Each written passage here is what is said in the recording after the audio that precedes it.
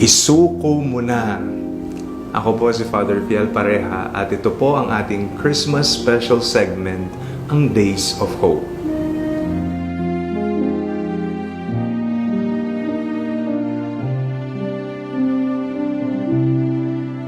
Isa sa mga nahihirapang gawin ng tao ay ang pagsuko, surrender, letting go. May iilan sa atin kahit binabaliwala na, naghahabol pa rin. Alam ng hindi mahal, nagpapakamartir pa rin. Nabubuhay sa pagkadilulu. Gumising ka na.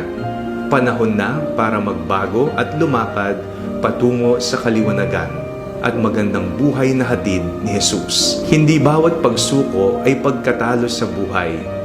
Ang taong marunong sumuko ay taong tunay na matapang. Alam niya ang kanyang limitasyon. Alam niyang hindi niya kaya.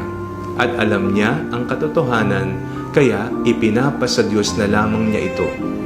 Surrendering everything to God and following His most holy will is the bravest thing one can do in life. Ito ang ginawa ni Maria nang ibinalita ng anghel ang plano ng Diyos sa kanya. Siya ang hinirang na maging ina ng Diyos. Walang katiyakan, may pangamba sa damdamin. Hindi alam kung ano ang sasabihin ng iba kung malaman ito. Ngunit buong tapang niyang isinuko ang kanyang sarili sa plano ng Diyos. Be it done to me according to your word.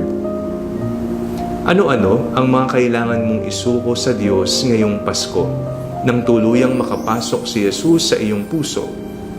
Takot, galit, bisyo, ang iyong mga personal na plano. At kung nahihirapan mong isuko ang mga ito sa Diyos, dasalin mo, Lord, teach my heart to surrender everything to your divine plan. Just like Mary, may I find the courage to say, Thy will be done. Amen.